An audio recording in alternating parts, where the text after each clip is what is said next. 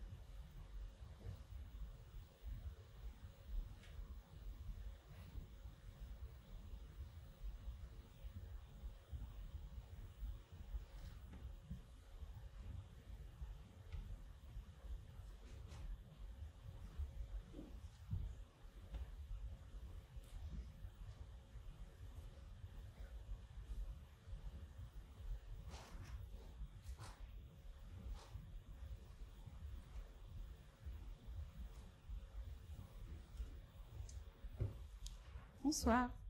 Nous sommes représentants des usagers, médecins, cadres de santé, et nous allons ce soir jouer une courte scène que nous avons nommée « Petit théâtre des conflits d'intérêts ». Cette histoire est une pure fiction. Toute ressemblance avec la réalité serait le fruit du hasard. Nous sommes en 2024 dans un centre hospitalier, au 2e étage, dans le service de cancérologie. Un médecin, joué par Driss Bersday, reçoit sa patiente, jouée par Marie Daspas, pour son suivi de cancer. Celui-ci est au-delà de toute ressource thérapeutique. Cependant, un laboratoire a un médicament qui est en fin d'essai clinique, dont les premiers résultats sont plutôt encourageants et ont été relayés par la presse grand public. Il n'y a pas encore de preuves scientifiques bien établies de son efficacité, mais il peut être mis à disposition sous certaines conditions. Un visiteur médical, joué par Alexandre Boyer, a justement, au nom de ce laboratoire, ce médicament dans son portefeuille. Vous devez savoir que dans un établissement hospitalier, pour qu'un médicament puisse être utilisé, il doit être inscrit sur une liste établie par la commission du médicament, dont je jouerai la présidente.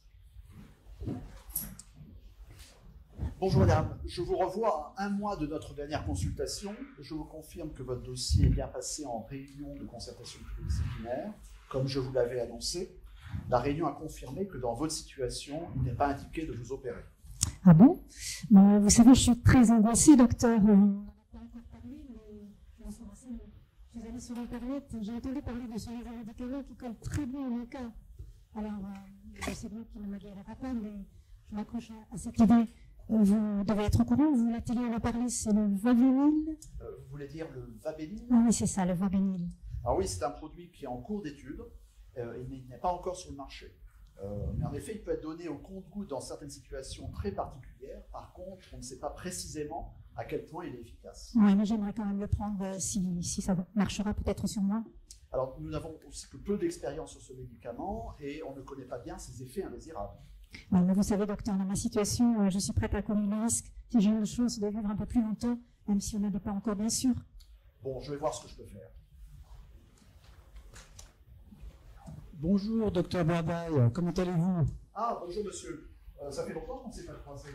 Vous travaillez toujours pour le laboratoire du Vabénil parce que j'ai justement pensé à vous sur ce sujet. Oui, tout à fait. Je n'ai pas changé de laboratoire et comme vous dites, ça fait trop longtemps qu'on ne s'était pas vu.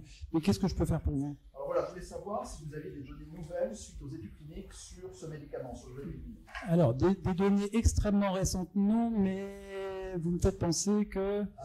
À partir des données que j'ai à disposition, une de mes patientes pourrait en bénéficier pour sa pathologie. Bon, écoutez, ça tombe très bien parce que nous organisons une soirée à Paris sur une péniche dans quelques temps et donc vous pourriez y venir, hein, je vous y inviterai. Il y aura beaucoup de vos collègues, bien entendu, et puis il y a le professeur Jacques, spécialiste du cancer du côlon, hein, que bien entendu vous devez connaître. Donc, évidemment, le professeur Jacques parlera des différentes avancées thérapeutiques, mais dans lesquelles, bien entendu, il y a notre médicament phare dans le cancer du côlon, qui est le Vabénil. Merci pour cette proposition. C'est prévu pour quand? Alors, c'est le 28 novembre. Hein, donc, j'espère que vous êtes libre. Donc, évidemment, tout est payé. Hein, vous serez pris en charge pour le transport. On a un hôtel qui est pas mal du tout. La péniche va se balader sur la Seine, donc c'est quand même assez prestigieux. Puis surtout, il y aura tous vos collègues, hein, parce que j'ai déjà reçu beaucoup de réponses positives. Merci, je note sur mon agenda. Donc, à bientôt. Ah, salut Cécile. Ah, bonjour Driss, cela faisait longtemps qu'on ne t'avait pas vu à la commission du médicament. Oui, tu sais, le boulot. Écoute, je suis un peu embêté parce qu'il y a un nouveau traitement qui n'est pas encore disponible à l'hôpital. Le Vabénil, je ne sais pas si tu connais. Non, je ne le connais pas encore. Il ne doit pas y avoir d'autorisation de mise sur le marché. Il est en accès précoce. Alors oui, il me semble, du moins c'est ce que j'ai compris. C'est un médicament avec un nouveau mécanisme d'action. Les médias en ont parlé. J'ai des patients qui malheureusement arrivent en bout de ressources thérapeutiques. Et d'ailleurs, on commence à me le demander, qui pourrait éventuellement en bénéficier. Et il y a des données scientifiques? Alors oui, le labo a plein de données d'essais cliniques intéressantes. Et j'ai rencontré récemment des collègues qui le prescrivent ou qui prévoient de le prescrire. Et je pourrais éventuellement venir le présenter, si tu veux, à la prochaine réunion de la commission du médicament. Bon, d'accord. Envoie-moi le dossier, que je puisse le programmer à la commission du médicament. Merci, je m'en ai plus. D'accord. Au revoir, Driss. Au revoir. Voilà, donc écoutez, c'était une petite scénette du Covid.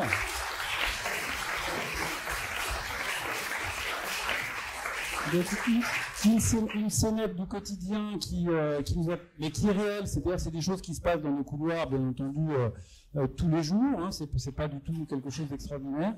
Et maintenant, on passe la parole justement au professeur Mathieu Molimar qui va redéfinir un petit peu les choses, peut-être s'il le veut, s'il le souhaite, en s'appuyant sur quelques exemples des scénettes. Donc, la parole à toi. Merci beaucoup. Oui. Donc merci beaucoup, bravo aux acteurs, hein, je ne connaissais pas ces compétences. Il faut qu'on parle bien le même langage. Il y a des notions qui sont importantes, qui sont les notions de lien d'intérêt et les notions de conflit d'intérêt, qui sont des notions totalement différentes. Dans la scénette qu'on a vue, là, nous avons vu des notions de lien d'intérêt. Vous identifiez au moins 2 personnes qui avaient des liens d'intérêt. Le premier, c'était le patient. Elle veut quelque chose pour elle. Normal, c'est dans la normale d'être en lien d'intérêt quand on est patient. Et le médecin, qui a un lien d'intérêt, il veut aussi soigner son patient, donc il veut absolument le médicament pour le patient. Et il va aussi aller le demander, il va aussi participer à une invitation gracieuse du laboratoire pharmaceutique, donc une situation qui le met aussi en lien d'intérêt, même si ça peut ne pas être forcément malhonnête. Nous avons tous dans cette salle des liens d'intérêt. Et ça, il faut bien prendre conscience que c'est le parcours de la vie. Alors, ils ne sont pas forcément financiers, hein. Bien sûr, c'est facile, il faut financer, c'est facile à voir. Mais ça peut être des liens d'intérêt d'amitié, ça peut être des liens d'intérêt parce qu'on est patient, c'est des liens d'intérêt parce qu'on connaît quelqu'un d'un de ses proches qui a aussi cette pathologie. Ça peut être des liens d'intérêt quand on est enseignant, parce qu'on veut avoir les dernières informations, on a les dernières informations, on va en profiter, il y a le concours académique, on veut publier, enfin il y a plein de raisons. Il y a la gloire, il y a la prestation qui est importante, il y a beaucoup de choses qui peuvent faire des liens d'intérêt. C'est normal, c'est le parcours de la vie. Ces liens d'intérêt ne posent pas de problème, ce sont des faits, ils doivent être exposés de manière transparente et sincère. C'est ce que nous avons fait en première exposition, c'est dire ce que nous avions comme lien d'intérêt. Et vous avez vu Madame Frachon qui présentait son lien d'intérêt, qui était la défense de patients. Et ça fait partie quelque part de d'où parles-tu camarade, on comprend son point de vue du fait qu'elle ait présenté ces liens d'intérêt. Et c'est à distinguer de la notion de conflit d'intérêt. Le conflit d'intérêt, c'est lié à la circonstance. C'est-à-dire au moment, quand le médecin va venir au comité du médicament, et il se trouve que je suis président du comité du médicament, il a un lien d'intérêt, mais si il va juger ce médicament, ça serait un conflit d'intérêt. Donc là, il ne faut pas qu'il participe, et c'est là qu'on a mis des instances pour contrôler ça, parce que les situations de conflit d'intérêt sont des situations dangereuses. Et ce danger doit se gérer. Et c'est comme ça que nous gérons, si bien qu'un médecin qui vient nous demander un médicament, même s'il n'a pas été invité sur la péniche, le fait qu'il demande le médicament, on considère que c'est une situation de conflit d'intérêt, parce qu'il ne sera pas content si on ne lui donne pas, etc. Le pharmacien qui aide à monter le dossier a travaillé des heures, a sué, et si on lui dit c'est comme un examen, on lui dit on ne veut pas de ton produit, tu as mal bossé, alors qu'il était convaincu, il est quelque part aussi en conflit d'intérêt. Donc au moment de la décision, ils sortent. La décision se fait sans eux. Et c'est pour ça qu'on gère les conflits d'intérêts, pour éviter de mettre en danger la décision, de protéger les experts qui nous demandent ces médicaments, parce qu'ils n'ont pas été impliqués dans le choix ou le non-choix, c'est indépendant d'eux, et ça protège l'institution, et ça protège, on l'espère, les patients. Et ce que l'on veut, c'est que les décisions se soient le plus impartiales possible, et donc avoir géré les liens d'intérêt pour prévenir les conflits d'intérêt sont des éléments essentiels. Et on n'a pas à dire, un expert n'a pas à dire « je n'ai pas de conflit d'intérêt ». L'expert a à dire « j'ai ces liens d'intérêt » et c'est les personnes extérieures qui vont juger si ce lien d'intérêt, dans cette circonstance particulière, constitue une situation qui peut mettre en conflit d'intérêt. Et donc ces trois notions, lien d'intérêt, conflit d'intérêt, impartialité, et j'en rajouterai une qui, hélas, ne relève pas de nous, mais qui est la prise illégale d'intérêt, c'est si le médecin touchait, ce qui n'existe pas, mais 10 € par boîte, j'imagine n'importe quoi, à ce moment-là, c'est une prise illégale d'intérêt, et ça relève de la justice, c'est plus dans mon champ de compétences. Merci.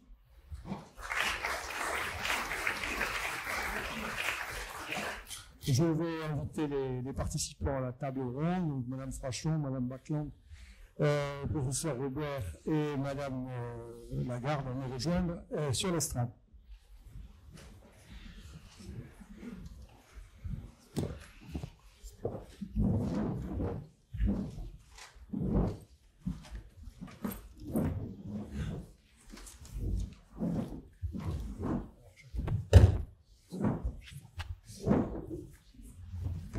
Bien, alors nous allons donc ouvrir cette table ronde qui réunira, je le rappelle, Madame Frachon, qui n'est sans doute pas vraiment besoin de présenter, donc pneumologue au CHU de Brest, et dont on connaît le rôle considérable joué dans l'affaire du Mediator. À ses côtés, Madame Aurélie Lagarde, qui est infirmière en pratique avancée. Alors je rappelle, pour ceux qui ne sont pas forcément au fait des innovations en matière médicale, que les infirmières en pratique avancée sont des infirmières, des super infirmières, je veux dire, qui ont le droit de prescrire. Donc voilà, c'est une catégorie d'infirmières qui a été créée récemment. Donc le professeur Robert, qui est chirurgien urologue au CHU, et Madame Sonia Backland, qui est patiente partenaire et qui viendra nous expliquer, nous dire comment elle voit les choses à partir de sa vision de patiente. Voilà. Alors, je vais tout de suite passer la parole à Madame Frachon en lui demandant de répondre à une question, à la première question qui est est-ce que vous pouvez nous dire aujourd'hui, nous faire d'une façon succincte mais complète, aussi complète que possible, où en est l'affaire du Mediator et où en sont ses suites judiciaires? Bonsoir, merci aux organisateurs. J'ai une collaboration de plus de 11 années avec des praticiens au CHU de Bordeaux, professeur Boyer, Driss Berdaï, et puis des contacts aussi avec M. Molinard sur la question des conflits d'intérêts. Donc pour moi, c'est un vraiment grand plaisir d'être là. Je voulais juste revenir 30 secondes sur la scénette, si vous me permettez, parce que j'ai vu un conflit d'intérêts majeur qui est celui qui a abouti, par exemple, au drame du Mediator, et qui a l'air comme ça relativement anodin. Vous avez vu qu'un médecin, bon, il se bat pour son patient, bien sûr. Il est allé à une invitation très agréable par le laboratoire, qui tout ferait payer, en retrouvant des collègues, une ambiance, une très belle visite sur la Seine de Paris, et un discours, a priori, qu'on peut supposer très favorable à un médicament non correctement évalué, mais dont il est sorti avec une envie certainement renforcée d'utiliser ce médicament. Alors, jusque-là, on peut se dire, le bon sens, c'est de penser que ce médecin est tout à fait à sa place également sur cette péniche pour en apprendre plus sur ce médicament. Mais il y a un conflit d'intérêt majeur. Lequel? C'est que le patient, le médecin, doit s'investir dans l'intérêt de son patient. Et l'intérêt de son patient, c'est de lui donner un médicament qui soit à la fois sérieusement évalué et qui ne soit pas dangereux pour sa santé. Ça s'arrête là.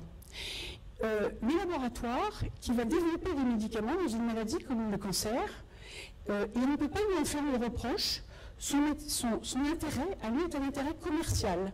C'est-à-dire qu'il a intérêt à ce que son médicament soit promu, valorisé, prescrit et le plus largement possible. Et on ne peut pas lui en faire le reproche. Mais ce que vous pouvez voir d'emblée, de façon structurelle, c'est que ces intérêts-là divergent. Dans un cas, c'est un intérêt pour le patient exclusivement, donc indépendamment de toute considération industrielle. Et de l'autre côté, vous avez un industriel qui doit payer ses actionnaires, ses financeurs, ses investisseurs, son matériel, sa recherche, la promotion, etc., la fabrication.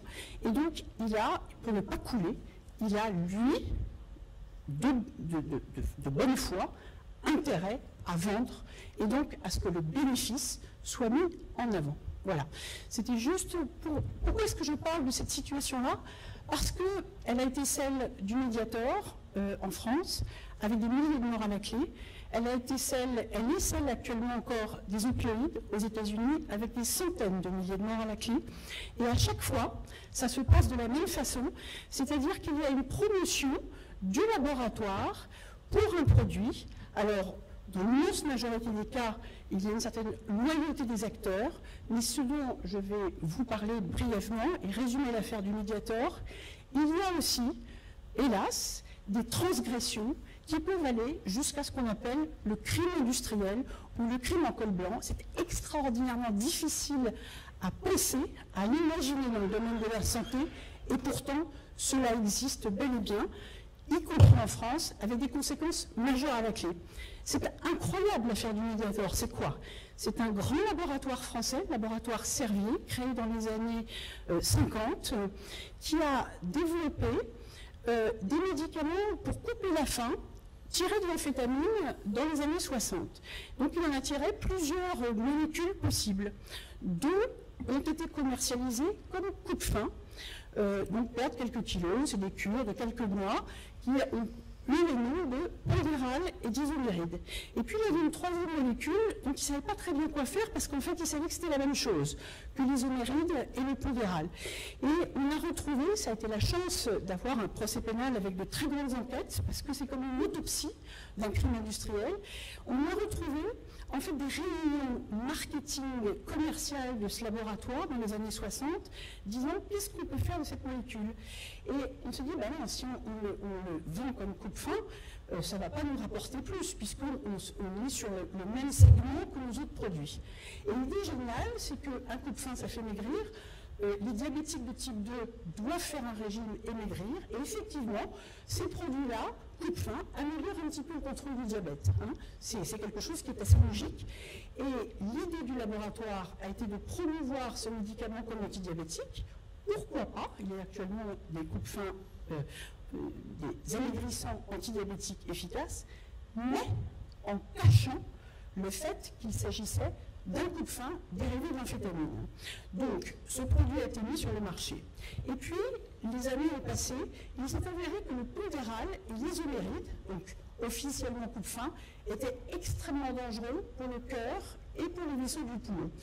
Et en 1997, ces 2 produits, Pondéral et Isoméride, après un long combat d'ailleurs contre ce laboratoire, à la fois en France et aux États-Unis, ont été retirés à l'échelon mondial, car il a été prouvé qu'ils étaient à l'origine de milliers de très graves atteintes, et de dizaines de milliers de très graves atteintes valvulaires cardiaques et des vaisseaux pulmonaires. 1997. Or, il y avait le Mediator qui continuait sa petite carrière à côté comme antidiabétique, dont il était dissimulé qu'il était équivalent au Pondéral et à l'Isoméride. Et en 1997, que décide de faire le laboratoire? Eh bien, de renforcer la dissimulation pour ne pas dire qu'il avait évidemment qu'il présentait les mêmes dangers, que c'était un poison au même titre que le Pondéral et l'Isoméride. Et de 1997 à fin 2009, pendant 12 ans, le Mediator a été consommé par des millions de Français et ailleurs dans le monde, alors que le laboratoire savait parfaitement, de façon extrêmement précise, qu'il s'agissait d'un poison mortel. Voilà l'affaire du Mediator, qui a fait en France des milliers de morts, des dizaines de milliers d'invalides cardiaques, des centaines de milliers de porteurs d'atteintes valvulaires cardiaques. Le laboratoire a été condamné récemment en cour d'appel, à la fois comme pour tromperie aggravée, c'est-à-dire un produit commercialisé à titre trompeur et avec une tromperie sur ses qualités, puis une tromperie sur sa dangerosité de façon délibérée, en toute connaissance de cause. Il a été condamné pour escroquerie la sécurité sociale, puisque le but était de le vendre comme antidiabétique, donc pas sur quelques mois de cure, mais sur des années, la vie entière, remboursée à tout plein par la sécurité sociale, qui était tenue dans la méconnaissance, là aussi, elle aussi, de la nature de ce médicament, et également pour blessure à la médecine involontaire, puisque malheureusement, il y a effectivement des milliers de victimes. L'agence du médicament a été, elle, condamnée définitivement en première instance, elle n'a pas fait appel, pour blessure à la médecine involontaire par négligence.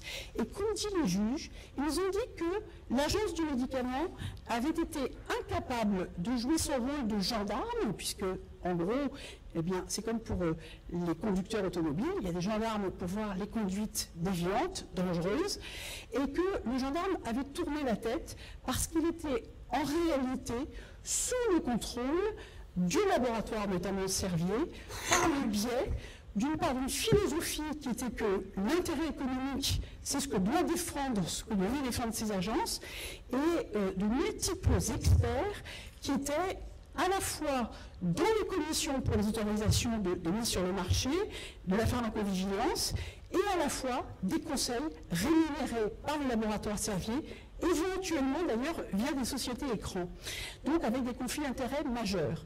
Comment faisait Servier? Servier avait des visiteurs médicaux, comme on l'a vu avec Alexandre Boyer, qui venaient dans tous les cabinets de France pour vanter les mérites du Mediator en tant qu'antidiabétique, mais tout le monde savait que c'était également un coup de fin, et c'était des invitations sur des péniches, dans des châteaux, etc.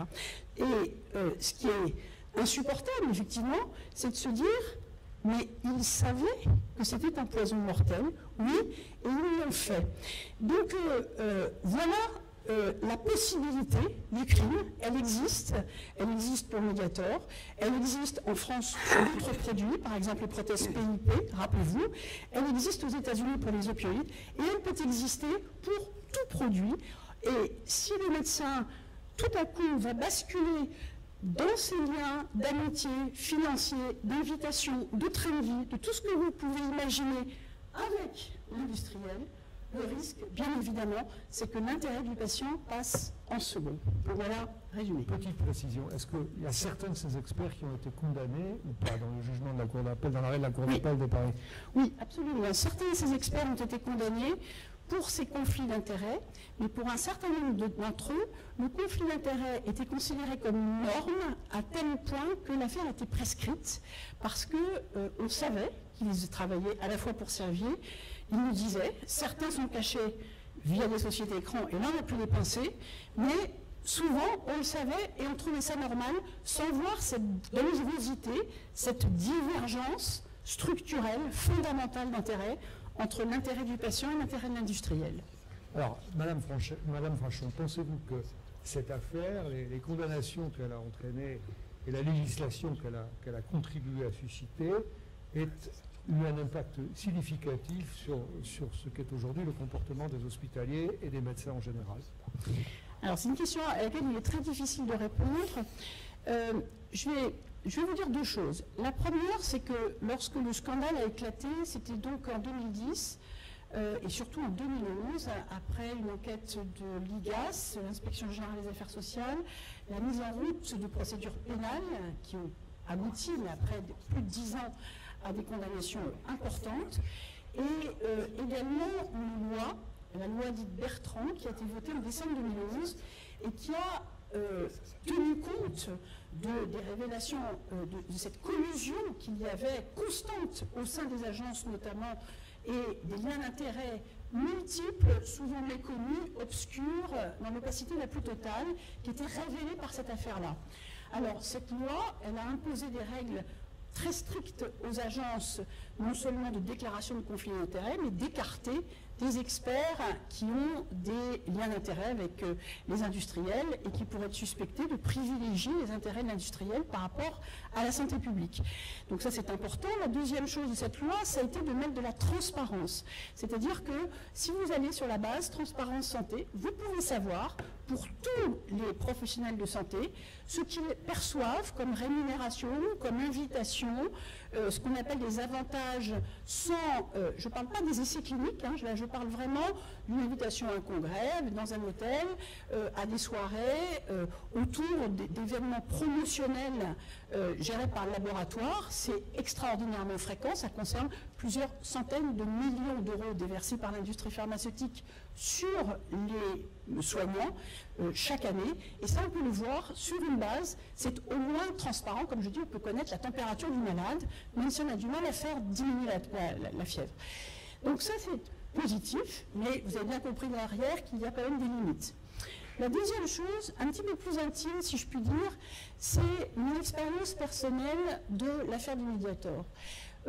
Comme beaucoup de médecins, j'étais en lien d'intérêt avec les labos, et même si ça me grattait un peu, j'entendais bien le discours qui consistait, pour beaucoup de mes collègues, mais attends, on a fait plein d'études, on a notre sens éthique, Et on travaille avec les laboratoires, on ne peut pas faire autrement, ça c'est on ne peut pas faire autrement.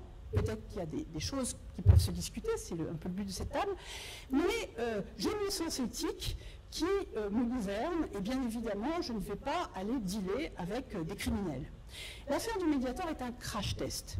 Lorsque j'ai eu les preuves en main qu'il y avait bien un crime industriel, c'est-à-dire des preuves de mensonges, de dissimulation, de connaissance de ces risques et d'attitudes parfois carrément de barbouze de la part des industriels, je me suis dit, et des milliers de victimes et des milliers de morts à la clé, je me suis dit bien évidemment, une fois que tout ceci est exposé, qu'il y a des mises en examen, que le rapport de l'IGAS existe en 2011, tout le corps médical va se dresser d'un seul bond pour dire ça, jamais. Et le laboratoire Servier, tant que vous n'avez pas fait le job de reconnaître, d'indemniser, de faire ce qu'il y a à faire maintenant devant ce désastre, nous n'aurons pas de lien avec les laboratoires Servier. Eh bien, il s'est passé tout l'inverse. L'immense majorité des sociétés savantes en lien avec les laboratoires Servier, de toutes les façons possibles, les sociétés savantes de cardiologie, les sociétés savantes d'endocrinologie, les grands professeurs, l'Académie de médecine en lien avec Servier, etc., etc. Quel a été leur choix? Ça a été de dire que cette affaire-là était médiatiquement construite, fausse, qu'il n'y avait pas de mort et qu'il fallait protéger l'innovation en protégeant et en aidant les laboratoires Servier constamment jusqu'à aujourd'hui à s'en sortir, alors qu'à côté, on assistait à des expertises au cours desquelles les malades étaient tellement malmenés qu'ils faisaient des arrêts cardiaques. Et pour moi, c'est quelque chose qui est fondamental, c'est d'avoir compris que les liens d'intérêt, lorsqu'ils sont des conflits aussi évidents que cela, sont en réalité, et malgré les belles déclarations, insolubles. Insolubles dans l'éthique, insolubles lorsque le crime est révélé, et que donc il faut les prévenir, il faut en avoir conscience, car lorsqu'ils sont établis, d'une certaine façon, c'est fichu. Je vous donne un tout petit exemple qui n'est pas agréable pour une société dans laquelle vous émergez, qui est la Société française de pharmacologie thérapeutique, la SFPT. Vous n'étiez pas, je crois, à l'époque, au poste de responsabilité, je ne l'étais pas, donc j'ai pas le Mathieu Boulevard. Mais c'est un des premiers exemples, en fait, qui m'a sauté aux yeux. Lorsque j'ai demandé au laboratoire Servier, en détectant en fait une possible patiente qui avait ces atteintes valvulaires anormales et qui était sous Mediator, il se trouve que j'avais connu l'affaire de l'isoméride et que donc ça m'a titillé cette affaire-là. En 2007, première victime, je vois, on rencontre le laboratoire Servier, enfin ma responsable pharmacologique, et leur demande quel est le lien entre l'isoméride et le Mediator. Et on reçoit un courrier qui nous explique que ce sont deux molécules radicalement différentes, tant en termes de structure chimique que de voie métabolique. Si vous l'avez bien suivi, vous savez que c'est totalement mensonger, puisque c'est la même chose, et que ces deux médicaments délivrent dans l'organisme strictement la même molécule, parfaitement connue pour être un poison violent. Et ces décimés semaines étaient transférés par un cadre de Servier, biochimiste, responsable de l'information Servier, et qui était par ailleurs le trésorier de la Société française de pharmacologie thérapeutique. Alors, dans laquelle émergent tous les experts qui sont dans les agences du médicament et les commissions qui décident d'accorder ou non l'autorisation de poursuivre du Mediator ou d'autres médicaments identiques. Lorsque l'affaire éclate, on s'aperçoit, et il est dit que ce correspondant de Servier, ça fait désordre qu'il soit quand même cadre au conseil d'administration de la SFPT. Que font les membres de la SFPT? Ils refusent sa démission. Ils ont cherché à l'attaquer. Ils ont appelé l'ordre des médecins pour nous dénoncer à l'ordre des médecins pour avoir, en gros, mis le bazar. Et j'ai vu passer beaucoup de mails dans lesquels on disait, mais attendez, c'est quand même pas, on ne va pas se laisser guider à notre attitude, et nous gardons ce membre de Servier, dont il est avéré qu'il a transmis une information mensongère à l'origine de millions de morts, puisque c'est ce mensonge qui a duré des dizaines d'années au sein de notre société. Et c'est encore le cas aujourd'hui, pas pour la SFPT. La Société française de cardio a mis des dizaines d'années à faire le ménage par rapport à son sponsor. Mais il y a encore quelques mois, vous aviez notre ministre démissionnaire de la Santé, Vanitou, qui participait à un colloque pour réfléchir à la santé de demain. Qui était le sponsor de ce colloque? Le laboratoire Servier, pour réfléchir à notre santé de demain.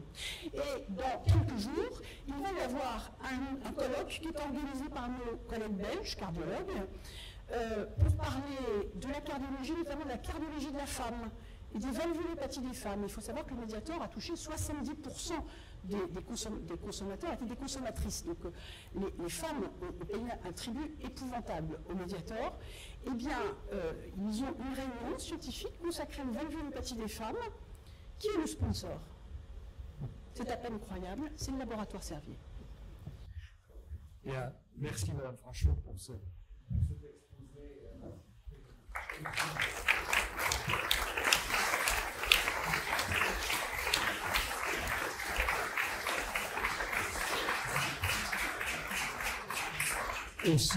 Aussi nourri que percutant, professeur Belumar, vous confirmez bien que les choses ont changé.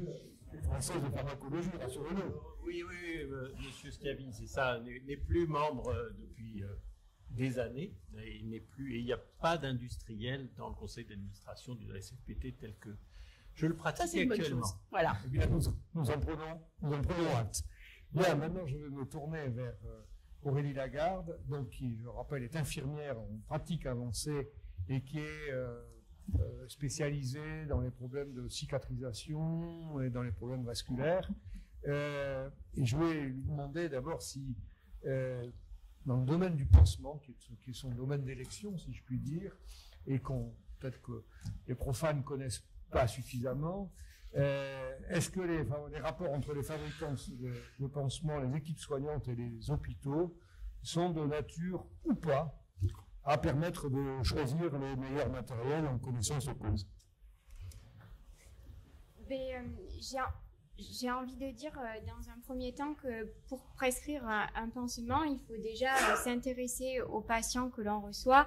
C'est un patient qui porte une plaie, on en fait l'analyse du patient de la plaie.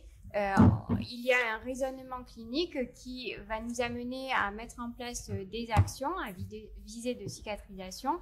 Et parmi ces actions, il y aura le choix du pansement. Mais si on s'en tient au simple rapport des laboratoires qui viennent nous voir pour vanter les mérites de leur pansement, on peut vite faire le raccourci, une plaie, il faut la cicatriser, un pansement.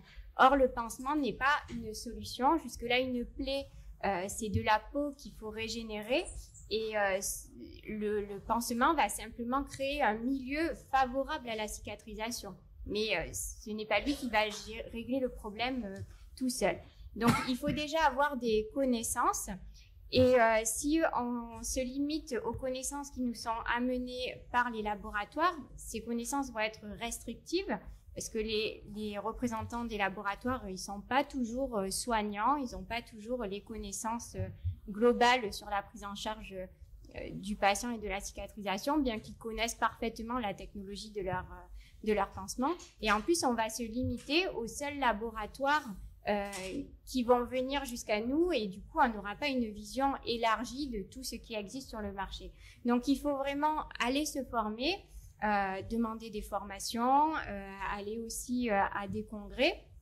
Par contre, on a dit que les rapports avec les fabricants de pansements on était obligé de travailler avec eux et ils ont quand même des bénéfices à nous apporter parce que déjà, ils font remonter les problématiques qu'on a sur le terrain et ils permettent d'améliorer la technologie aussi des pansements. Mais il y a quelque chose d'assez intéressant, c'est que de temps en temps, ils sont à l'origine d'organisation de soirées qui vont nous permettre, ils vont nous demander d'intervenir, moi ou d'autres spécialistes, sur un thème lié à la cicatrisation qui aura pour but de diffuser des connaissances aux soignants et aussi de réunir l'ensemble des soignants qui interviennent dans le parcours de soins du patient. C'est-à-dire que dans la prise en charge d'un patient qui a des plaies, il y a un pharmacien, il y a une infirmière libérale au quotidien, et il y a le médecin traitant, il y a les médecins hospitaliers qui sont plus spécialisés sur la pathologie précise. Et en fait, il y a un réseau de la ville et de l'hôpital, et ce genre de soirée, c'est pas quotidien, mais ça arrive de temps en temps. On est content qu'ils les organisent parce que ça nous permet de passer des messages, de se former, et aussi de se connaître et de savoir à qui adresser le patient et qu'est-ce qui peut être fait. Donc ça, je trouve que c'est des rapports qui peuvent être intéressants. Alors, question, quand il y a ces soirées dont vous parlez, sponsorisées donc par un ou plusieurs labos, en général par un labo, Oui. est-ce que vous avez l'impression, est-ce que vous avez une liberté de parole totale? Est-ce que, par exemple, vous pouvez dire que le sponsor labo, c'est pas le meilleur?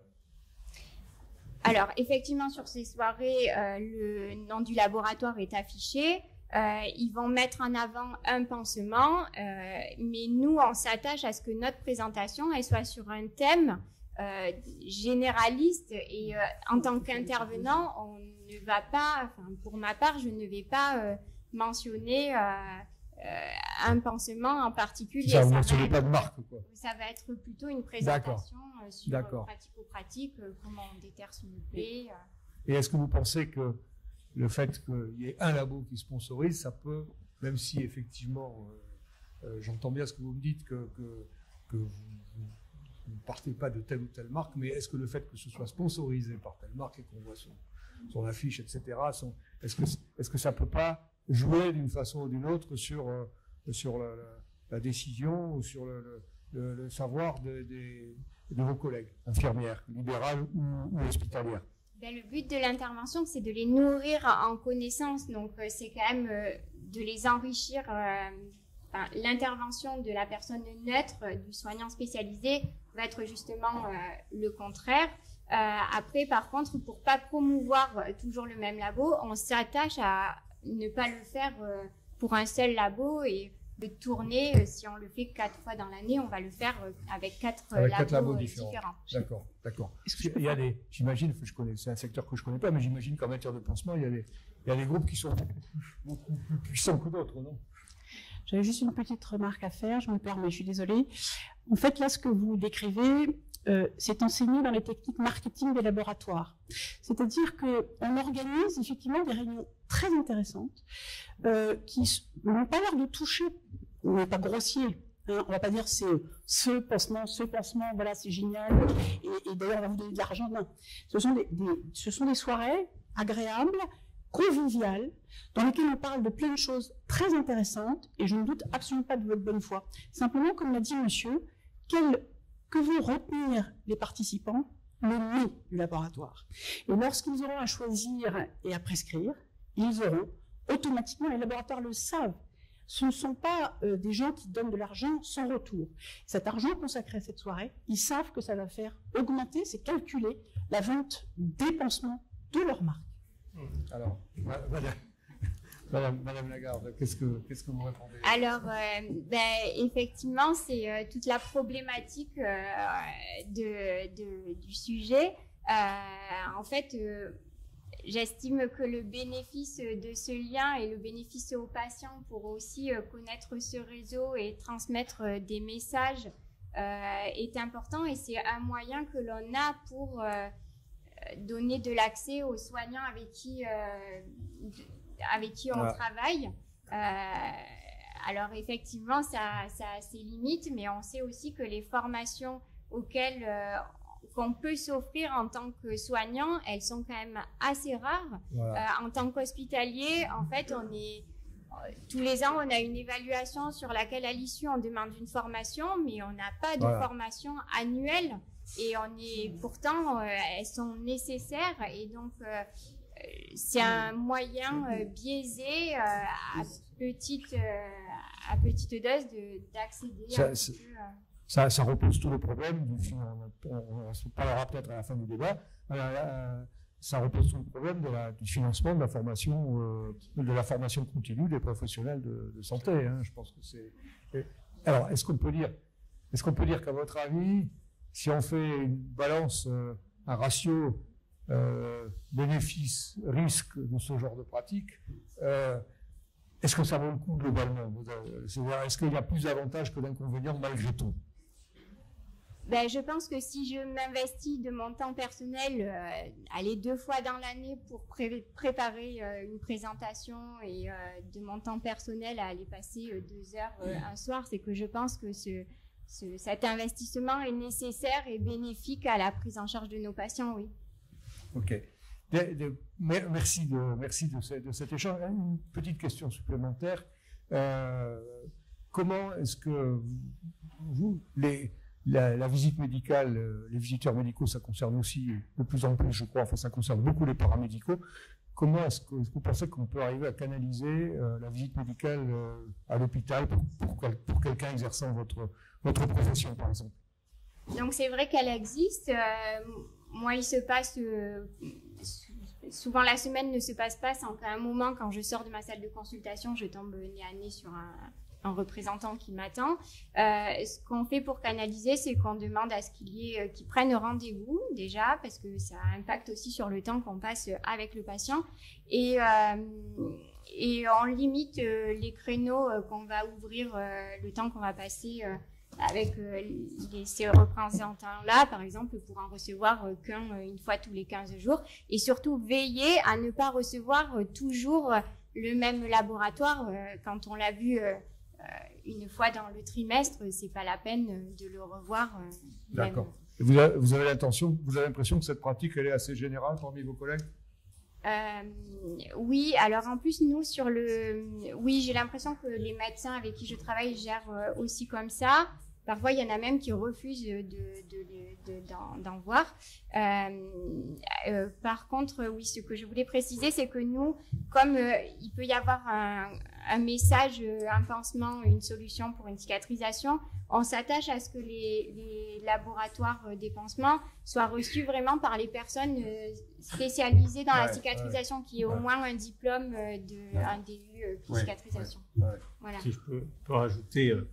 Au niveau du CHU de Bordeaux, on essaye de réguler ça. C'est-à-dire qu'il y a une charte de la visite médicale. On ne doit pas voir les personnes en tête à tête. On ne doit pas les voir sans rendez-vous. On essaye de limiter. Et une des originalités qui a été faite aussi, c'est d'avoir une traçabilité. C'est-à-dire que on ne va pas dans l'industrie pharmaceutique sans présenter sa carte d'identité, ou même chez n'importe quel industriel sans présenter sa carte d'identité. On va dans les CHU, par contre, comme dans un moulin, on va voir les médecins, les attendre ou les infirmiers en pratique avancée, faire le siège. On avait ça dans des pratiques qui étaient là jusque-là. Donc, ce qu'on a instauré à l'instigation des comités du Grelin et en lien avec le comité du médicament, c'est le fait qu'on sache un peu qui passe dans la boutique, qui passe dans le CHU. Donc, on a imposé, en plus de la charte de la visite médicale sur les visites, pas de repas, pas de cadeaux, pas de choses comme ça, et des limitations, le fait que tous les professionnels non médecins, faisant une promotion, qu'elle soit pour du médicament, pour du dispositif, s'enregistrent, se promènent avec un badge, disent pourquoi ils viennent, avec quel dispositif ils viennent, qui nous permettent, nous, de tracer, parce qu'on voit après arriver des dépenses excessives. Tiens, tout d'un coup, on peut suivre des visiteurs médicaux à la trace parce qu'on voit une augmentation d'une typologie de médicaments. Et ça nous permet, nous, d'avoir une traçabilité et d'éventuellement convoquer les visiteurs, voir l'industriel, et si ça dérive, parce que le risque est la dérive, qu'on puisse, sous l'impulsion du directeur général et en lien avec le président de CME, si c'était nécessaire, interdire la visite et la présence de ces professionnels qui dérivent au sein de notre établissement. Très bien. Merci Mathieu Molimar. Merci Madame Lagarde. Je vais maintenant me tourner vers le professeur Robert. Donc vous êtes professeur et chef de service et en chirurgie urologique, chirurgien urologique, domaine hautement technique. Alors je voulais vous demander, dans une société, dans une spécialité comme la vôtre, qui c'est qui a le plus besoin de l'autre? Est-ce que c'est les fabricants de matériels médicaux qui ont besoin de tester puis de diffuser leurs produits, ou les chirurgiens et les équipes hospitalières qui ont à la fois besoin de ressources et de se maintenir à la pointe de la technique pour soigner de mieux en mieux leurs patients? La réponse, elle est dans la question. Dans les matériels chirurgicaux comme dans les médicaments, à tous les niveaux des développements, des nouvelles techniques, il y a des liens d'intérêt entre les médecins et les industriels et les patients qui sont au milieu de ces liens d'intérêt, qui peuvent parfois bénéficier grandement de ces innovations thérapeutiques et parfois en pâtir aussi quand les dispositifs ne remplissent pas les promesses qu'ils promettent, qu'ils font. Et effectivement, une partie de la réponse, elle est dans l'encadrement que l'on met autour de tous ces liens d'intérêt. Alors bon, on a vu, il n'y a pas à nier tous ces scandales sanitaires, toutes ces histoires qui sont vraiment difficiles à supporter. Il y a évidemment des actions marketing qui sont faites par les laboratoires auprès des médecins. On vient d'en voir un exemple, mais on en a dans toutes nos spécialités, y compris en neurologie. Mais il y a aussi quand même quelquefois des belles histoires autour de tous ces nouveaux dispositifs, de tous ces nouveaux médicaments. Il ne faut pas quand même oublier que la plupart des innovations dans la santé viennent de l'industrie, du médicament ou du matériel, et soignent des gens, dans la plupart des cas. En tout cas, c'est l'objectif, et on a tous cet objectif commun, que ce soit les médecins, les patients et les industriels. Alors moi, je suis chirurgien, donc je vais prendre, puisqu'on m'a demandé de prendre un exemple concret de chirurgie, on va parler de chirurgie robotique, c'est quelque chose qui parle à tout le monde, la chirurgie robotique. Vous avez tous vu ces outils qu'on utilise maintenant dans notre pratique quotidienne. Et la chirurgie robotique, ça a commencé comme n'importe quel dispositif médical dans la tête d'un ingénieur. C'est pas les médecins souvent qui inventent ces dispositifs, ce sont des scientifiques, des ingénieurs, des mathématiciens qui inventent quelque chose dans leur garage, qui ont une idée et puis qui ensuite évidemment se tournent vers les médecins, vers les experts pour les aider à développer les choses. Ils n'ont pas les compétences. Et donc il y a des liens d'intérêt dès le départ entre les médecins qui participent au co-développement de ces produits et les industriels qui au départ ne sont pas des industriels puissants, ils n'ont pas d'argent. Ils font ensuite des levées de fonds grâce aux travaux qu'ils font avec les médecins et qui parfois aboutissent à des produits. Donc pendant toute cette première phase, il y a évidemment des liens d'intérêt forts. Il y a certains médecins qui font des contrats, qui passent des contrats avec des industriels, qui sont des contrats rémunérés évidemment, pour faire des études avec eux, pour les aider à concevoir des plans expérimentaux, d'abord évidemment dans des laboratoires, sur des modèles animaux, et puis ensuite avec l'aide de patients, avec le concours de patients. Mais tout ça est extrêmement encadré par la législation, et en France, il n'est pas possible de faire ces essais-là sans que tout soit parfaitement bordé, en tout cas à l'heure actuelle.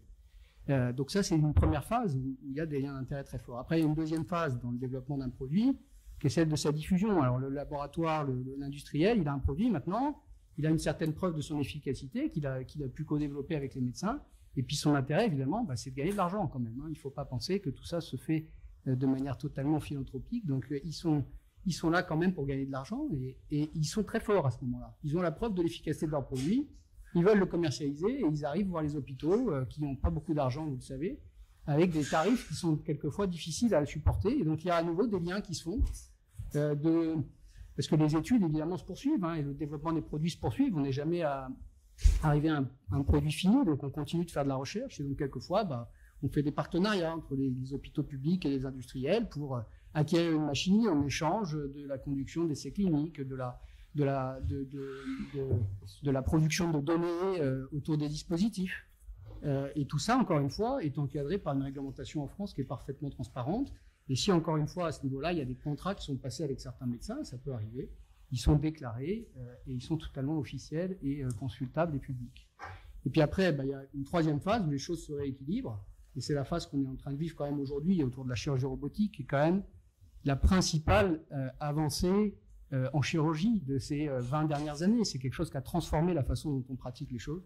Aujourd'hui, maintenant, il y a des concurrents aux fabricants historiques, plusieurs, au moins 4 ou 5, qui commercialisent leurs dispositifs dans tous les pays du monde. Et c'est une technique qui, avec des liens d'intérêt entre les industriels et les médecins, arrive aujourd'hui quand même à rendre des services qui sont incommensurables. On se fait opérer avec des petites incisions, là où avant on avait des incisions de plusieurs dizaines de centimètres, des arrêts de travail de plusieurs mois, des hospitalisations longues, etc. Donc c'est pas toujours quand même des histoires horribles tout ça. C'est important de rappeler que ce lien entre les médecins et les industriels, il a quand même pour finalité de soigner les gens, de les soigner mieux dans la plupart des cas. Et ce qui est surtout important, c'est la façon dont on les déclare, de la façon dont on évite qu'ils deviennent des conflits d'intérêts. Donc c'est tout l'objet des dispositifs qui ont été mis en place au CHU de Bordeaux. Alors, justement, c'est un peu la question que j'allais vous poser.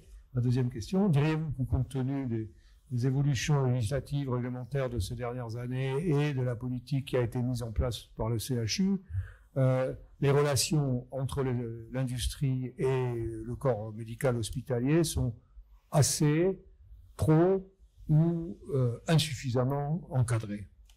Dans le monde chirurgical, il y a quand même une petite particularité qui a perduré encore jusqu'à très récemment, c'est celle des dispositifs médicaux implantables, qui n'avaient pas du tout la même réglementation que celle des médicaments.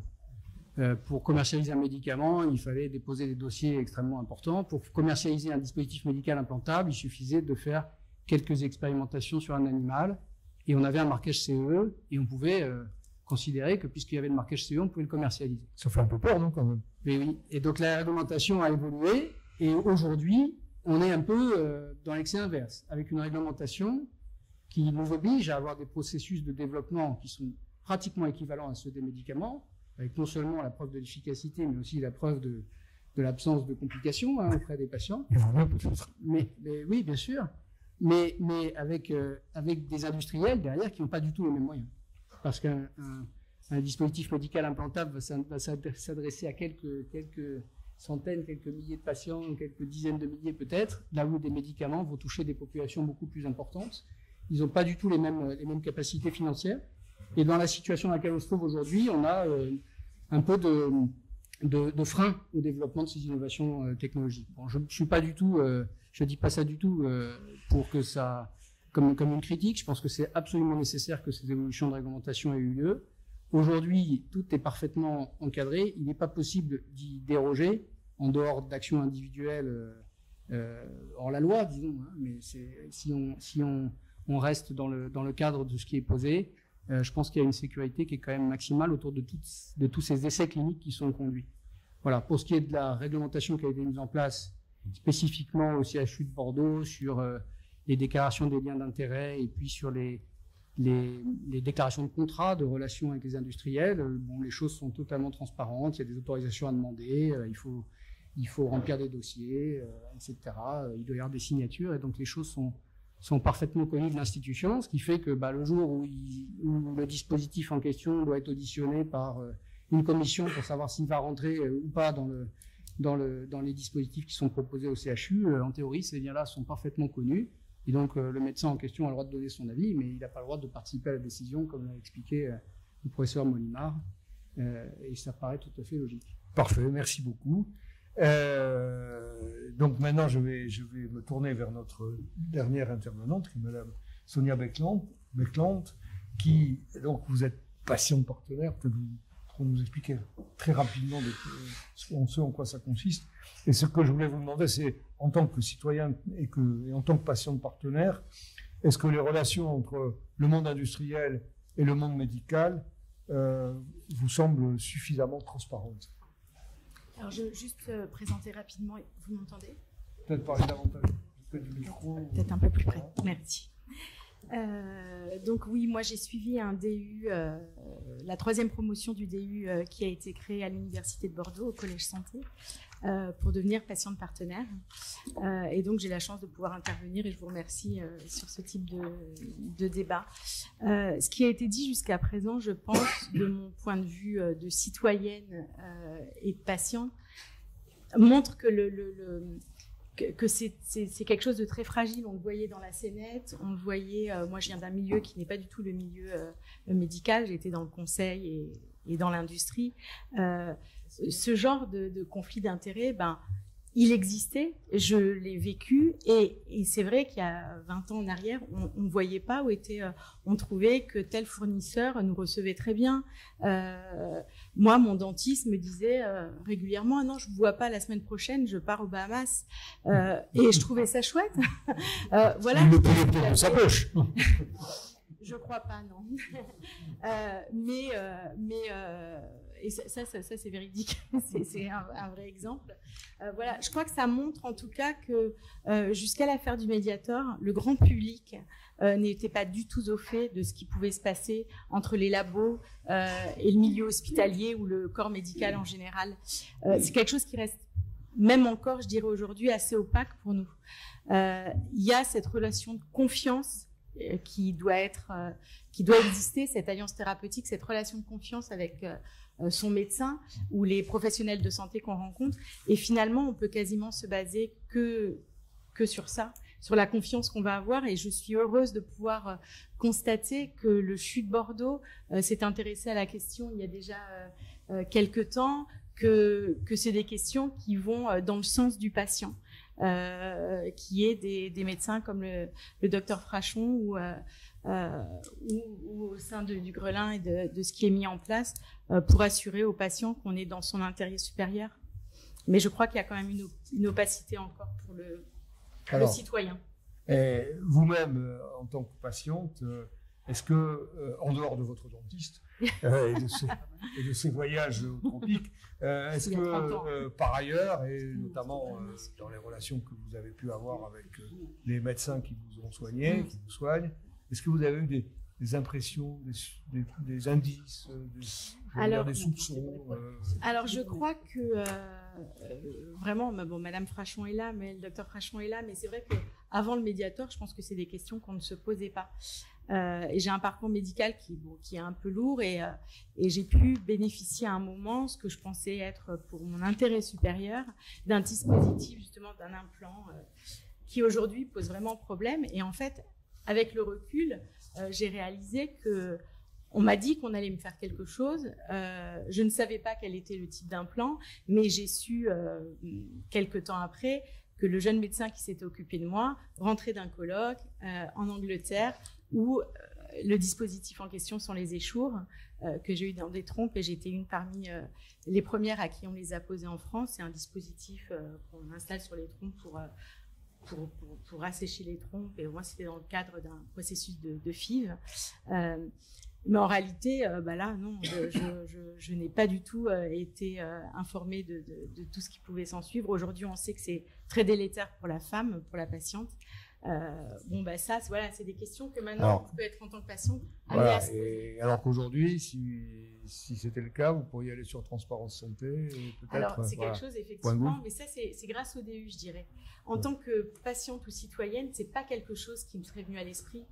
Parce qu'une fois de plus, on est quand même dans la relation de confiance avec les personnes qui nous soignent, avec le milieu hospitalier, avec l'institution de l'hôpital. Aujourd'hui, oui. Aujourd'hui, et pourtant, ça, c'est pas très, très vieux. Mais aujourd'hui, j'irai sur Transparence Santé, oui. Pour moi, pour mes enfants, pour ma famille. Votre témoignage est absolument édifiant. Le Barmas, c'est bien là qu'ont eu lieu des très grands colloques pour le lancement du Mediator. Donc c'est une destination très prisée. De longue date. Et puis là, vous pointez effectivement une affaire importante qui est l'affaire des implants Essure. Et qui montre aussi qu'en termes de dispositifs médicaux, dans ce cas-là, la promotion a été majeure, avec donc des choses aussi basiques que ce que vous venez de dire. Le médecin rentre d'un colloque, certainement passionnant, parce que moi j'ai été dans des colloques promus par l'industrie, c'est passionnant. Simplement en tête, il a quoi? La prescription d'Essure, alors qu'un certain nombre de conditions de sécurité très clairement n'ont pas été suffisamment étudiées, et puis qu'il y a eu des freins majeurs de la part de l'industriel pour retirer, et finalement ces produits ont été complètement retirés du marché, et un certain nombre de transgressions, très clairement, ont été commises par l'industriel. Donc on est vraiment à nouveau dans un cas d'école. Donc vous voyez, là, ce balancement entre les innovations nécessaires. Alors, ce que je dis souvent, je suis pas du tout une adepte de la médecine douce, moi je suis une médecine dure, avec, comme la chirurgie dure, avec des produits dont on attend des innovations majeures pour nos patients, mais ne soyons pas naïfs, derrière, il y a un intérêt commercial, et cet intérêt commercial, industriel, à petit ou à gros moyens, n'est pas un intérêt philanthropique, il y a un conflit d'intérêts structurel. Et lorsque les conditions, alors les essais cliniques sont indispensables avec les industriels de ces produits-là, mais il y a au-delà tout ce qui est mis en place pour la promotion. Et là, vous avez bien compris, on a eu quelques exemples tout à fait démonstratifs de ce qui est enseigné dans au sein des industriels. Il y a des livres remarquables de gens qui ont travaillé dans l'industrie et qui ont raconté comment toutes ces techniques-là, colloques, soirées conviviales, etc., étaient mises en place. Alors, on n'est pas, effectivement, un peu plus fin, on ne dit pas prescrivez tel pansement, hein, vous avez bien compris, c'est simplement, c'est passionnant, les gens travaillent, vraiment, mais derrière, l'industriel ne fait pas cela de manière philanthropique. Voilà, donc on voit bien la difficulté, la mise en tension quasi insoluble, et donc la leçon, c'est de ne pas être naïf, et d'accepter, par exemple, je pense au réchauffement climatique, quand vous prenez l'avion pour aller au Bahamas, à votre congrès, vous réchauffez l'atmosphère. Non mais, je vous parle à vous. Vous allez contribuer au réchauffement climatique. Donc vous êtes en situation de dissonance cognitive, d'inconfort. Dois-je aller absolument à ce congrès? Et finalement, c'est la même chose quand vous êtes arrivé à ce congrès, ce qui va se dire, la façon dont les choses vont être exposées, elles vous mettent aussi, il faut le savoir, en dissonance cognitive, c'est-à-dire que vous allez subir, sinon il n'y aurait pas de pub si ça ne marchait pas, le marketing, pas seulement pour les produits de santé, pour tout. Donc, vous allez être mis dans des conditions qui ont été soigneusement étudiées pour effectivement aller vers la prescription de tel ou tel produit, et c'est parfaitement démontré. Dernière chose, sur la pharmacovigilance et sur la matériovigilance. Vous savez que dans l'affaire du Mediator, lorsque des médecins ont dénoncé, avec des suspicions dès 1999 d'effets secondaires du Mediator, ils ont reçu des intimidations de la part de Servier ou de médecins, conseils de Servier, professeur de médecine, notamment à Marseille. C'est une histoire invraisemblable, mais malheureusement, cette histoire-là, elle existe. Et dans le domaine, je pense que, et moi j'ai eu des confidences de chirurgiens, dans le domaine de cette intimité avec la mise au point de techniques, d'implants, etc., avec les industriels, qui est indispensable dans la salle d'opération, il peut y avoir la difficulté à dire, ah mais finalement, le produit que je suis en train de développer avec quelqu'un que je connais très bien, il est probablement un peu moins bon, il pose tel ou tel problème de sécurité. Et là, c'est le problème de la déclaration obligatoire de pharmaco de matériovigilance. Et à cet égard, sans subir des mesures de rétorsion qui existent et qu'on m'a rapportées fréquemment. Et là, il y a des possibilités d'alerter à l'ANSM de façon anonyme pour protéger les déclarants, effectivement, d'éventuelles pressions. Il y a une adresse qui s'appelle le lanceur d'alerte sur l'ANSM qui est aussi... voilà. Donc vous voyez que tout est compliqué parce que ces liens-là, ils sont nécessaires. Il y a des mises en condition qu'il faut tenter d'éviter, de résoudre cette dissonance cognitive, mais il y a aussi le développement de l'innovation, des techniques chirurgicales. Et là, on peut se retrouver aussi en difficulté quand il y a des problèmes de sécurité. Le genre de situation que décrit Mme Frachon, ça vous est arrivé, M. Robert? Moi, j'ai pas dans mon activité personnelle de produits à implanter, donc ça m'est pas arrivé, mais c'est quelque chose qui pourrait effectivement arriver. Si l'idée du dispositif émane du chirurgien et qu'il a envie que ça marche, il peut avoir une analyse biaisée de la situation. Il n'empêche que si, en théorie, le développement du produit est fait dans les règles, c'est-à-dire dans le cadre d'un essai clinique, ça lui échappe. Ça échappe à son contrôle, ça échappe au contrôle de l'industriel, et tout ça est fait par des services qui sont externes aux services médicaux. Et les déclarations, elles sont faites parce qu'elles sont obligatoires et qu'il n'y a pas moyen d'y échapper. Le problème, c'est si les choses se font en dehors du cadre légal, et malheureusement, ça, c'est une action individuelle que vous décrivez, et bon, sur laquelle on pourra, des gens commettent des crimes, et on ne peut pas faire grand-chose pour l'éviter. Hein. Voilà. Donc, si les gens sont hors la loi, il faut les punir. Mais il faut savoir comment se protéger aussi pour franchir ce pas-là. Madame McLeod.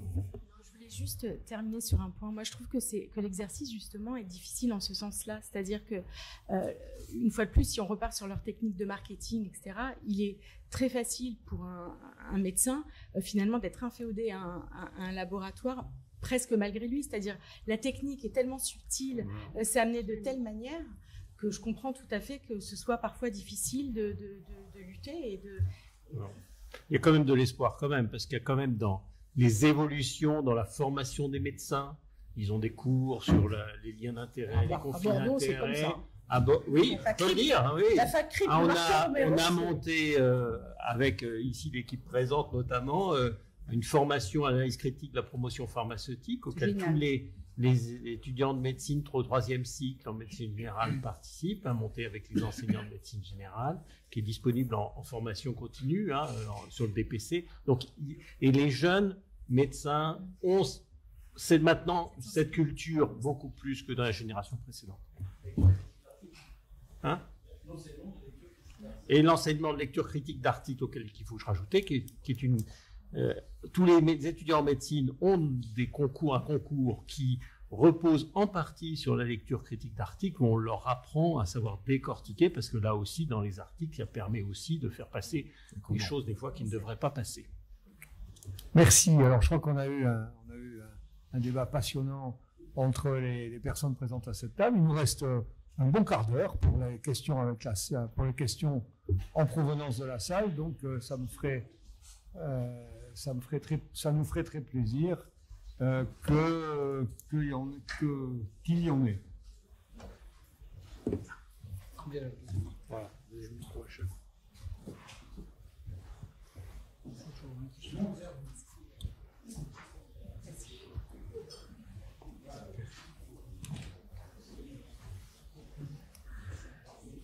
Bonsoir. Ma question concerne la place que le citoyen, le patient, peut occuper dans ce système-là. Au niveau des protocoles de soins, la notion d'expertise d'usage du patient commence à être de plus en plus pratiquée, reconnue. Mais dans le cadre des relations laboratoires, hôpitaux ou médecins libéraux, où peut être la place du citoyen? Nous avons un système de santé dont le financement est socialisé, donc se pose la question du contrôle citoyen. Comment on peut l'envisager concrètement? Alors, je pense que Madame Beckland, moi j'ai un petit prisme sur ça, que ce soit au Collège Santé ou au CHU de Bordeaux, je pense aussi à l'hôpital de Libourne et aux hôpitaux Nord-Gironde, il y a une volonté d'inclure de plus en plus le patient dans les décisions un peu stratégiques de l'hôpital. Donc ça, c'est une avancée.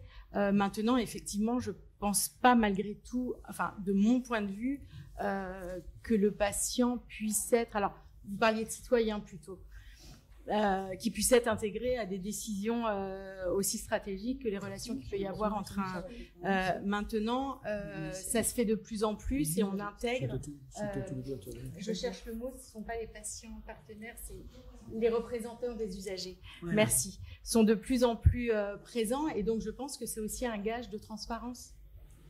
Alors, les représentants des usagers existent aussi dans les commissions de transparence au niveau de la Haute Autorité de Santé qui font le choix du remboursement ou pas des médicaments. Donc, il y a une participation. Alors, il y a une formation parce que tout le monde n'est pas capable de juger tout de suite de la pertinence d'un médicament ou autre. Et ils se forment sur le tas. Mais nous avons aussi Mme Despa qui est au niveau du CHU, représentant des usagers dans beaucoup d'instances du CHU. Vous pouvez peut-être en dire un mot. Peut-être dire un mot, peut-être pas Mme Despa. Oui, alors bonjour, je représente plutôt les usagers dans les instances effectivement stratégiques, mais plutôt sur les organisations. Un peu moins, je ne suis pas du tout spécialiste des médicaments, ni du parcours de soins, oui, parce que moi je suis également en parallèle directrice de la Ligue contre le cancer, donc le parcours de soins, notamment en cancérologie, je le connais bien. Et effectivement, le fait d'être inclus dans les différentes instances ou commissions permet de porter cette voix des personnes malades. Moi, je reviens sur les aspects de manipulation que vous avez soulevés, parce qu'en fait, c'est ça, on est tous manipulés, que ce soit malheureusement en santé ou autre. Après, en se faisant un petit peu l'avocat du diable, on peut aussi quand même se dire qu'il y a cette pression des patients qui est certainement là. Et j'imagine que pour le corps médical, c'est quand même un vrai questionnement. il ne faut pas le négliger aussi. Alors, on l'a vu dans la petite scénette, hein, bien sûr, il y a la pression normale du patient qui veut trouver une solution à sa maladie grave. Et on est quelquefois en difficulté, nous les médecins, très clairement. Et on aimerait bien activer une manette qui fonctionne. En ce qui concerne les patients dont on comprend la mobilisation, l'industrie l'a compris aussi. Et donc, un grand nombre d'associations de patients, de maladies rares en particulier, sont complètement infiltrées et financées par les industriels. Et donc, ces associations de patients sont devenues des voies d'entrée également et d'influence des industriels qui vont ensuite réclamer le médicament. Donc la CNET, à ce point de vue-là, ne parlait pas d'associations de patients, mais ça passe beaucoup par ces associations-là. Et qui nous disent, bah oui, mais nous, sinon, on n'est pas financé pour nos petites plaquettes d'information. Mais en fait, si vous regardez le chemin de la manipulation, tac, vous tombez sur le produit. Et c'est pas nouveau, hein, ça fait des années. Oui. Monsieur. Bonsoir. Nicolas Sévigny, Institut Bergonié et Université de Bordeaux. Merci pour ce débat salutaire. Je vais juste faire un constat. Je trouve que les laboratoires occupent une place que l'État a désertée. En l'occurrence, le financement de la formation médicale post-universitaire ou continue ou quoi que ce soit. Et je le dis, s'il existait un fonds public auquel les laboratoires abondaient de manière obligatoire à un certain pourcentage de leur masse salariale, et ce fonds public servirait à financer les congrès. Il n'y a aucun congrès à l'heure actuelle au niveau mondial ou en France qui ne soit pas sponsorisé par un industriel, hormis peut-être quelques réunions ultra confidentielles. Donc, la révolution serait que, je pense, la puissance publique à un moment donné puisse prendre la place en disant peut-être que de financer 200 congrès médicaux en France, ça coûte 100 millions d'euros, ou je ne sais pas, je vais dire des bêtises, voilà.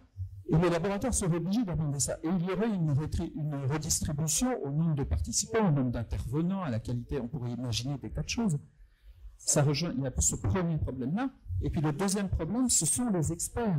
Sur des domaines extrêmement précis, le nombre d'experts étant tellement réduit, bien souvent, vous avez de facto une collusion presque involontaire entre un expert qui va contribuer au développement d'un produit et l'expert qui va devoir donner son avis ou un expert qui va devoir donner son avis sur un rapport d'évaluation de la HAS ou quoi que ce soit. La HAS nous donne je m'occupe d'un CNP en génétique, la HAS nous donne des consignes en disant il faut que vos experts répondent à tel critère. Il y a des moments où on est dans une impasse totale en fait. C'est-à-dire que lorsque vous avez un protocole qui va couvrir 25 hôpitaux en France et qu'il faut trouver des experts pour donner leur avis sur ce protocole-là qui n'appartiennent à aucun des 25 hôpitaux, mais vous êtes dans une impasse en réalité parce qu'il n'y en a presque pas. Et donc ça, c'est pas résolu non plus. C'est comment on pourrait avoir entre guillemets, des banques d'experts, etc. Mais s'il est expert, il va contribuer à la rédaction d'un protocole de manière forte, etc. Donc voilà, c'était juste un constat. Je pense que la puissance publique a quand même à travailler aussi sur le financement de la formation médicale post-universitaire. Et je trouve là, il y a une vraie défaillance et elle pourrait être relativement facilement comblée si on en avait la volonté. C'est quelque chose qui est proposé de manière constante depuis 15 ans que je me penche sur ce problème-là avec les différents ministères de la Santé. C'est un barrage absolu des industriels. Absolu. C'est une ligne rouge. Ils n'ont aucun intérêt à verser 100 millions d'euros sans contrôler à qui, quand, pourquoi et quel retour. C'est très clair. C'est pas faute de le demander. Autre question? Mais ce serait... Alors, moi, s'il n'y a pas d'autres questions, moi je voulais peut-être poser une question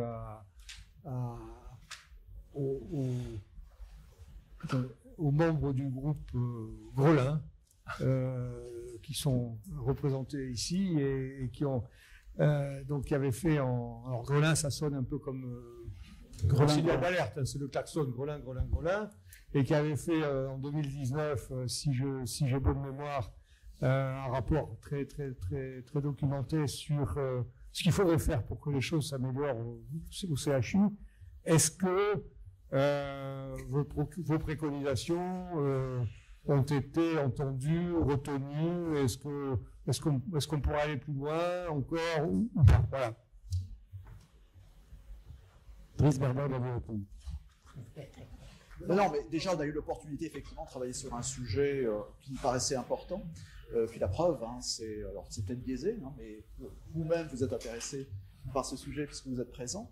Mais il nous apparaissait important d'avancer. On a effectivement, suite à des consultations élargies, de façon à pouvoir avoir un avis très très global de l'ensemble des cas, ce n'est pas uniquement focalisé sur l'activité médicale.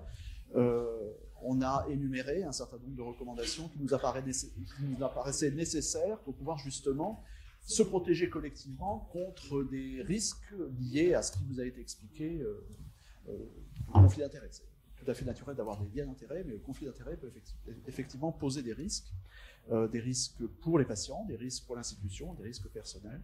Sur la liste, effectivement, des recommandations qui ont été émises, par rapport au temps imparti, bien évidemment, tout n'a pas encore été implémenté, mais ça a été priorisé par rapport à un certain nombre d'actions qui ont été énumérées au tout départ. Donc, l'établissement est engagé dans la réalisation des actions recommandées. Bien évidemment, c'est la discrétion aussi des instances. Il faut le faire dans le respect des priorités établies avec toutes les instances compétentes pour s'exprimer avec la direction générale, les instances représentatives des différents corps de métier qui exercent au sein de l'établissement. Alors, sans reprendre l'ensemble des points énumérés, nous avons par exemple des actions en cours. Une d'entre elles, c'est la cartographie des risques. Alors, dit comme ça peut paraître simple. Ah oui, c'est identifier les risques. Bon, je ne reviens pas sur tout ce qui a été énuméré depuis le début de la réunion, notamment la gestion des commissions où se prennent des décisions sur le choix d'un médicament qu'on retiendra ou d'un dispositif médical, la quantité d'aspects, sur les procédures d'achat. Et par exemple, un des points, c'est la cartographie des risques, mais ça nécessite pour chacune des actions la mobilisation de moyens. Comme vous le savez, l'hôpital fait au mieux avec les moyens qui lui sont impartis, avec une charge de travail importante. Donc tout ça est effectivement géré en plus du reste, et on avance progressivement. Alors, quand on cartographie des risques, effectivement, ce sont des personnes spécialisées qui viennent et qui, selon un schéma préétabli, un petit peu comme un protocole d'essai clinique, évaluent où se situent les risques et les hiérarchisent en termes d'importance à résoudre au plus vite. Et nous sommes par exemple dans ce processus avec des personnes indépendantes qui viennent, qui sont spécialisées en la matière, qui viennent évaluer la situation et qui elles-mêmes préconiseront à la fin un certain nombre d'actions à mettre en œuvre avec une priorisation et un calendrier. Voilà, c'était un exemple parmi de nombreux. Mais effectivement, il y a beaucoup de choses à faire, c'est compliqué, ça nécessite des ressources et du temps. Merci, Driss Berdal. Est-ce qu'il y a une dernière question? Pardon.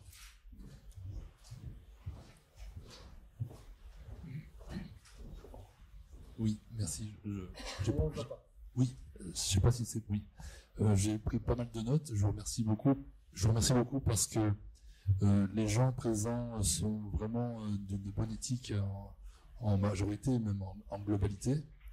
On a tous des expériences ici de pression dans nos travails, qu'ils soient médicaux ou pas.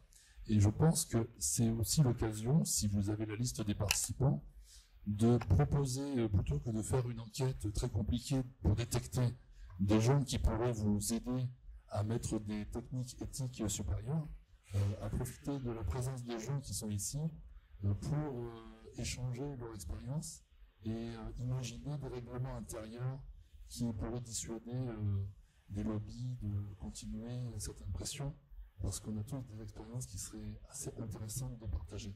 Voilà. Oui. Alors, moi, je suis un ancien cadre de Suez. J'ai participé à un seul séminaire, parce qu'on n'a plus invité de tout après. Mais l'après-midi de la semaine au Palais Diana dans le 16e, il y avait une matinée sur l'éthique, et tous les gens ont quitté la pièce, sauf moi, et deux personnes à côté de moi qui faisaient partie de la DRH. J'ai discuté avec eux, ils m'ont dit non, on est obligé de rester parce que c'est nous qui avons mis. Et donc la professeure de Dauphine qui était à la tribune ne tournait ses pages et parlait pour personne en fait. Donc ça c'était il y a 40 ans, mais j'ai participé par exemple des projets sur lesquels je n'étais pas d'accord. Et ça m'a donné quelques années de placard en entreprise, donc c'est une grosse expérience aussi. Et quand vous parliez, madame, de Servien, ce qui m'a épaté, c'est que tous les collègues que vous avez révélé la vérité, ils ont tous un peu dit la même chose. Et ça, c'est des choses qui résonnent, parce qu'en fait, tout ce qu'ils vous ont répété était bien souvent les mêmes phrases, comme si c'était un argumentaire de Servien. C'est vrai. Je crois que le dispositif de lanceur d'alerte que tu as évoqué et qui a été mis en place en même temps d'ailleurs que toute cette politique par notre directrice des affaires juridiques qu'on n'a pas citée mais qui est un membre éminent qui a vraiment fait bouger les choses, qui est Christine Ribeyrol-Cabana. Ce dispositif a été lancé en même temps et c'est vraiment un des moyens, c'est ce qu'a dit Irène Frachon, c'est un des moyens de répondre le mieux à ça. Parce qu'effectivement, là où on vous a fait taire, maintenant, vous avez une procédure qui vous permet de parler. Et en toute sécurité. Donc c'est mine de rien, on a l'impression que c'est un machin de plus, ce truc-là, mais si vous vous en emparez, c'est quelque chose qui est potentiellement efficace. Absolument. Okay, il y a une dernière. J'ai une dernière question, c'est en lien avec ce qui vient d'être dit justement sur cette fameuse procédure lanceur d'alerte. Moi, ma question, elle est pratico-pratique. À l'hôpital, aujourd'hui, est-ce qu'un médecin qui se retrouve dans une situation de dissonance cognitive sait vers qui se tourner pour parler de ça et essayer d'échanger et faire une action, en fait? Est-ce qu'il y a un dispositif au sein des hôpitaux? Normalement, dans un hôpital qui fonctionne bien et dans un service, il y a des collègues avec qui vous devez en discuter. Et il se trouve qu'on est en dissonance cognitive souvent entre collègues, si on n'est pas du même avis. Et ça sert à ça. Il faut installer. Alors, je ne sais pas si vous êtes dans le milieu médical, mais oui, dans les services. Bon, très bien. Donc, dans les services, vous savez bien, il y a des séances, par exemple, de bibliographie. Et donc là, c'est un moment essentiel dans lequel on a appris à lire, on a appris à nos étudiants à lire. C'est les étudiants qui présentent. On discute d'un médicament et là, on échange des avis. Et normalement, cette histoire de lien d'intérêt, là, elle se met un peu en butée face à d'autres qui ont une vision plus scientifique ou qui n'ont pas les mêmes liens d'intérêt. Oui. Et donc, peut-être que grâce à cette discussion, ça limite un petit peu les risques quand même. Mais c'était juste une piste parce que je sais bien qu'il y a ces conversations et c'est très bien. Mais après, si on veut faire une action, c'est difficile. Enfin, Dr Frachon l'a fait. Mais je pense que c'était un combat et c'est pas facile en fait, même si on a des collègues qui peut-être vont être d'accord avec nous, avec qui on va débattre. Je pense que c'est pas, on sait pas, personne ne sait répondre en fait. Comment on fait pour faire cette action? Il y a des comités d'éthique et des comités de déontologie aussi au sein des CHU. Donc c'est intéressant d'aller éventuellement leur poser une problématique. Dans l'affaire du médiateur, alors moi je me suis pas tout à coup réveillée en me disant je vais me battre contre l'industrie pharmaceutique en général. C'est vraiment ça n'est pas du tout ça. C'est-à-dire que je suis témoin d'un crime. C'est comme si je voyais passer un conducteur ivre qui écrase 5 enfants tous les matins et le gendarme qui tourne la tête. Au bout d'un moment, je vais le dire. Donc j'étais en situation de témoin d'un crime. Mais j'ai fait appel, par exemple, au comité d'éthique de l'hôpital de Brest pour pouvoir développer une étude de cas témoins que je voulais faire. Et c'était sur le plan réglementaire, je sentais que ça allait pas le faire. Et j'ai eu, par exemple, là, une aide importante du comité d'éthique et de son président, le professeur Bols. Comme ça qu'on s'est connus d'ailleurs, cher Alexandre. Bien. Alors. Voilà. Ouais. L'université, on a aussi une direction des affaires juridiques de l'université. Souvent, on les sollicite de façon conjointe. On l'a fait ces dernières années à plusieurs reprises. Les choses ont abouti. Donc, au CHU, si on a ce problème, on a une direction des affaires juridiques. C'est le problème. Bien. Monsieur Thomas.